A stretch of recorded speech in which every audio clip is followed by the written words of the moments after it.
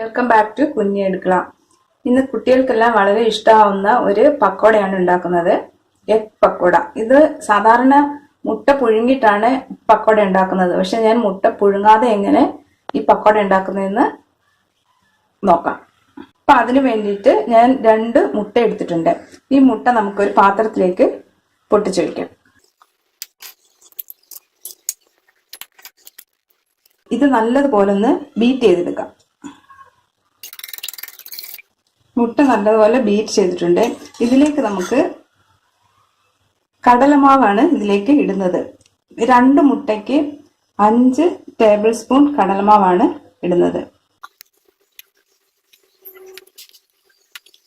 ഇത് നമുക്ക് നല്ലതുപോലെ ഒന്ന് അടിച്ചെടുക്കാം. ഇനി ഇതിലേക്ക് കൊത്തി അരിഞ്ഞു വെച്ചിരിക്കുന്ന സവാള ചേർത്ത് കൊടുക്കാം. ഒരു ചെറിയൊരു സവാളയാണ് എടുത്തേക്കുന്നത്. അത് നമുക്ക് ഇതിലേക്ക് ഇട്ട് കൊടുക്കാം. ഇനി ഇതിലേക്ക് കൊത്തി അരിഞ്ഞു വെച്ചിരിക്കുന്ന ഇഞ്ചി ഇട്ട് കൊടുക്കാം. ഇനി ഇതിലേക്ക് ചെറുതായി അരിഞ്ഞ പച്ചമുളക് ഇട്ട് കൊടുക്കാം. മുട്ട എടുക്കുന്നതിനനുസരിച്ച് ബാക്കിയുള്ളതിന്റെ അളവിൽ വ്യത്യാസം വരുത്താം. ഇനി ഇതിലേക്ക് ആവശ്യത്തിന് ഉപ്പിട്ട് കൊടുക്കാം. ഇനി ഞാൻ ഇതിലേക്ക് ചേർക്കുന്നത് ബേക്കിംഗ് സോഡയാണ്. അപ്പത്തിനൊക്കെ എടുക്കുന്ന സോഡ.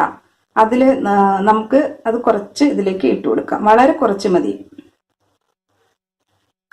നല്ലതുപോലെ ഇത് ഇളക്കിയെടുക്കാം. ഇതെല്ലാം നല്ലതുപോലെ മിക്സ് ചെയ്തെടുത്തിട്ടുണ്ട്. ഇനി നമുക്കൊരു പാൻ വെച്ച് ചൂടാക്കാം. പാൻ വെച്ച് ചൂടായിട്ടുണ്ട്. അതിലേക്ക് നമുക്ക് എണ്ണ ഒഴിച്ചു കൊടുക്കാം. ഈ എണ്ണ നല്ലതുപോലെ ചൂടായി വരട്ടെ. എണ്ണ നല്ലതുപോലെ തിളച്ചു വന്നിട്ടുണ്ട്. ഇനി നമുക്ക് ഇതിലേക്ക് ഈ മിക്സ് ഓരോ സ്പൂൺ വീതം ഇതിലേക്ക് ഒഴിച്ച് കൊടുക്കാം.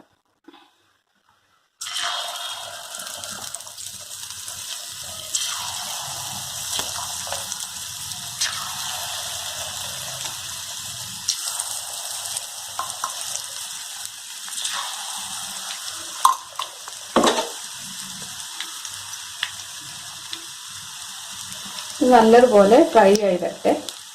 നമുക്കിത് ഒരു സൈഡ് ഫ്രൈ ആയി വന്നിട്ടുണ്ട്. ഇത് നമുക്കൊന്ന് മറിച്ചിട്ട് കൊടുക്കാം.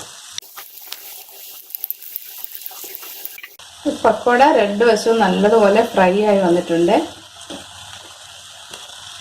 മീഡിയം തീയിലിട്ടാൽ മതി. അപ്പോഴേ ഇതിന്റെ ഉൾവശമൊക്കെ നല്ലതുപോലെ വെന്ത് കിട്ടത്തുള്ളൂ.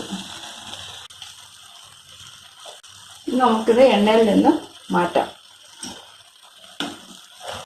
നല്ല ടേസ്റ്റി ആയിട്ടുള്ള എഗ് പക്കോട റെഡി ആയിട്ടുണ്ട്.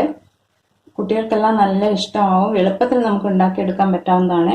എല്ലാവരും ഇതൊന്ന് ട്രൈ ചെയ്യുക. Thank you.